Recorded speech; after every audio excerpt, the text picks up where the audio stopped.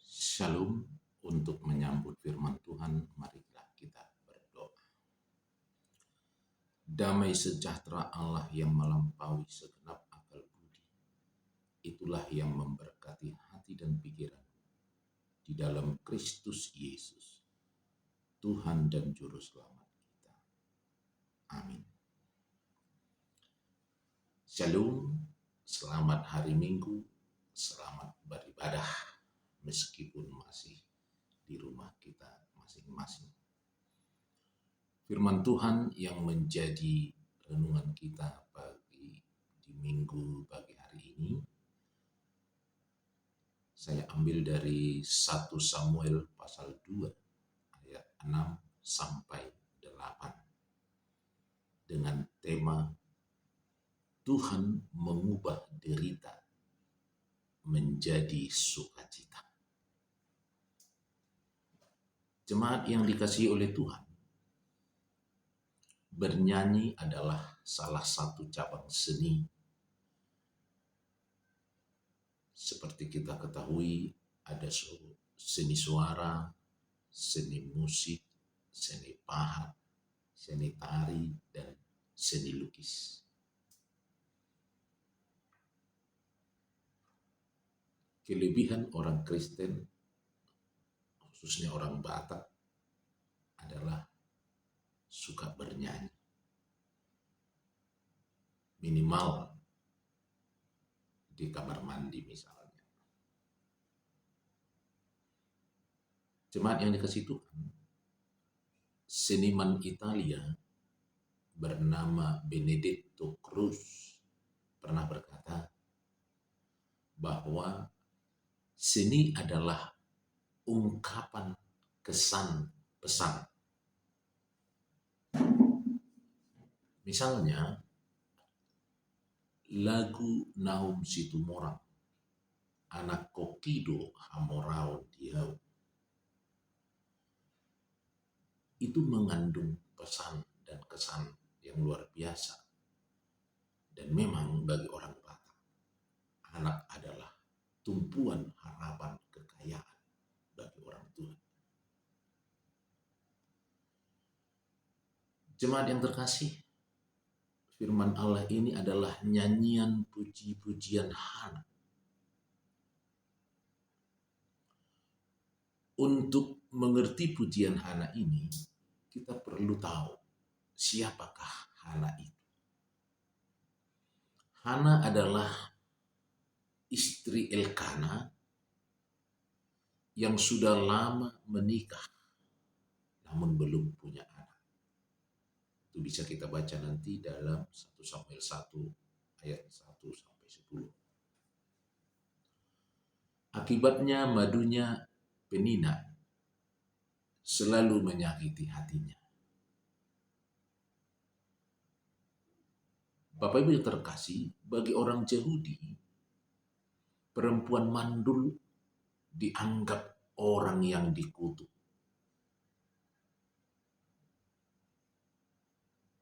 Oleh karena itu, bisa kita bayangkan bagaimana perasaan Hana ketika ia belum memiliki anak. Biasanya seorang istri atau seorang ibu belum memiliki anak karena dua hal.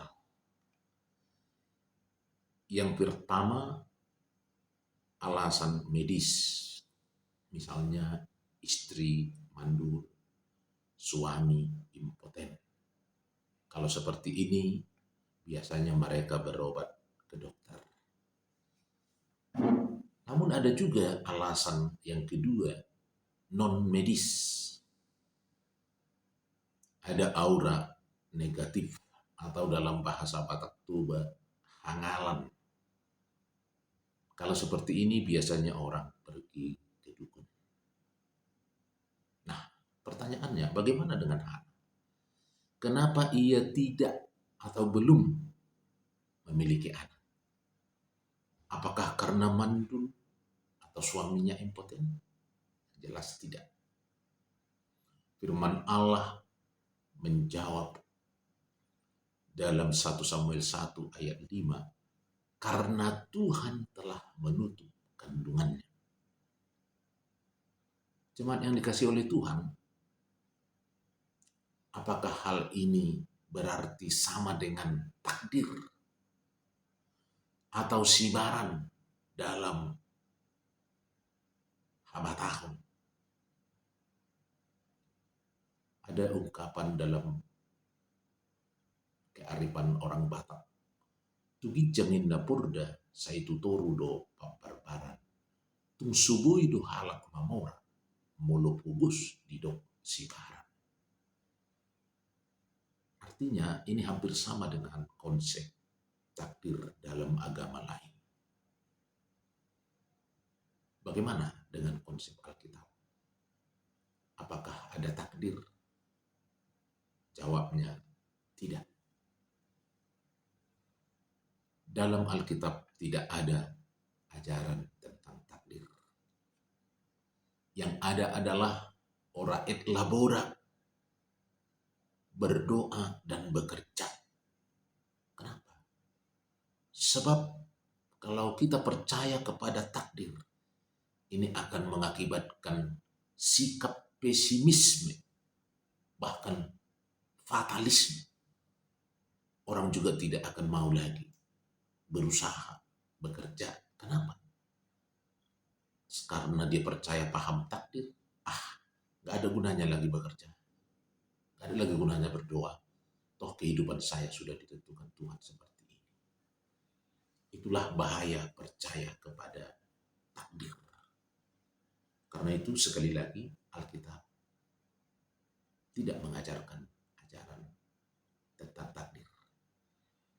Hana juga tidak percaya kepada takdir.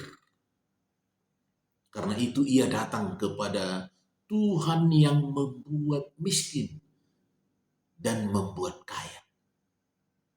1 Samuel 2 ayat 7.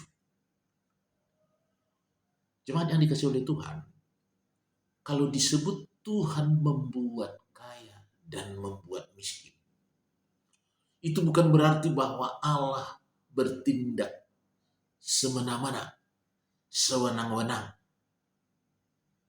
Tetapi itu justru membuktikan satu kebenaran, bahwa Tuhan adalah Allah yang hidup, Allah yang berkuasa. Tidak seperti patung Buddha. Punya mata tidak bisa melihat, punya telinga tidak bisa mendengar. Tetapi sekali lagi, kalau dikatakan firman Allah, Tuhan membuat kaya, Tuhan membuat miskin, itu berarti bahwa Allah yang kita sembah di dalam Yesus Kristus adalah Allah yang hidup. Makanya dalam buku NDHKBP nomor 435 ayat 2 dikatakan, Matanado manatapau pinggol natu mangionau. Artinya Allah kita itu berkuasa, hidup, dia mampu mendengar keluhan permasalahan hidup orang-orang yang percaya kepadanya. Karena itu Hana tahu, jika Tuhan yang menutup kandungannya, maka tidak ada yang lain. Tuhan jugalah yang dapat membuka. Seperti disebutkan dalam Wahyu pasal 3 ayat 7. Kalau Tuhan yang membuka, siapapun tidak bisa menutup. Kalau Tuhan yang menutup, siapapun tidak bisa membuka. Oleh karena itu, dengan hati pedih, Hana datang kepada Tuhan, berdoa kepada Tuhan sambil menangis terseduh-seduh. Bahkan ia bernazar, jika Tuhan memberikan anak kepadanya, ia akan memberikan anak itu kepada Tuhan, menjadi hamba Tuhan. Jemaat yang dikasihi Tuhan, saking sahdunya Hana berdoa, sampai-sampai Imam Eli menyangka Hana mabuk anggur. Ayat 13-14. Tetapi Hana membantah, tidak, aku sedang mengungkapkan isi hatiku kepada Tuhan, katanya kepada Imam Eli. Berdoa sampai berurai air mata. Apa yang terjadi Bapak Ibu? Akhirnya Tuhan mendengarkan doa Hana. Maka setahun kemudian lahirlah Samuel, ayat 20. Dan setelah Samuel cerai susu, lalu Hana menyerahkan Samuel kepada Tuhan sesuai dengan nazar janji imannya. 1 Samuel 1 ayat 27 dan 28. Jemaat yang dikasihi Tuhan, bukan hanya Samuel. Di kemudian hari, Tuhan juga memberikan 2 anak dan 3 wanita kepada Hana. Itu bisa kita baca dalam 1 Samuel 2 ayat 21. Artinya, tadinya dia tidak punya anak.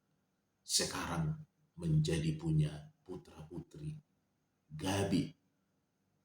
Itulah cita-cita orang Batak, punya anak perempuan dan laki-laki. Itu terpenuhi karena doa Hana. Jemaat yang dikasihi Tuhan, inilah yang memotivasi Hana untuk memuji Tuhan. Hatiku bersukaria karena Tuhan. 1 Samuel 2 ayat 1-10. Bapak Ibu yang terkasih, pengalaman rohani Hana telah mengubah hidupnya. Penderitaan berganti menjadi sukacita karena Hana mengalami mujizat Tuhan. Tuhan telah mengubah perkara yang mustahil menjadi fakta nyata. Karena itulah Hana memuji Tuhan yang berdaulat atas hidup dan matinya manusia. Jemaat yang dikasihi Tuhan, apa yang terjadi pada Hana bisa juga dialami oleh setiap orang percaya masa kini. Kita mungkin mengalami masalah keuangan, usaha bangkrut, penyakit yang sulit sembuh, bahkan pandemi COVID, Corona ini. Tetapi ingat satu hal, sama seperti Hana yang ditolong oleh Tuhan, orang percaya masa kini juga mengalami mujizat Allah, termasuk kita di tengah-tengah pandemi ini. Berdoalah dengan sepenuh hati kepada Tuhan. Dan lihatlah, mujizat Allah akan menjadi milik kita. Jangan pernah takut terhadap apa dan siapapun, termasuk virus corona. Karena hidup kita, berulang kali saya sampaikan, saya saksikan, hidup kita bukan tergantung pandemi, tetapi tergantung Allah, Sang Pencipta, Sang Pemilik kehidupan. Seberat apapun pergumulan kita, panjatkanlah doa dengan sungguh-sungguh. Andalkanlah Allah yang dapat mengubah derita menjadi sukacita. Petunjuk hidup baru kita, Yeremia 17 ayat 5. Terkutuklah orang yang mengandalkan manusia, tetapi diberkatilah orang yang mengandalkan Tuhan. Lukas 1 ayat 37, tidak ada yang mustahil bagi Allah. Tapi ingat, firman Tuhan dalam Markus 9 ayat 23. Tidak ada yang mustahil bagi orang yang percaya kepada Allah. Oleh karena itu, berdoalah dengan sepenuh hati kepada Tuhan. Dan percayalah, maka mujizat Tuhan akan nyata dalam hidup kita. Amin. Mari kita berdoa. Tambahkanlah iman percaya kami kepadamu ya Tuhan, agar kami menjadi pelaku-pelaku firman, bukan hanya pendengar. Dalam nama Tuhan Yesus,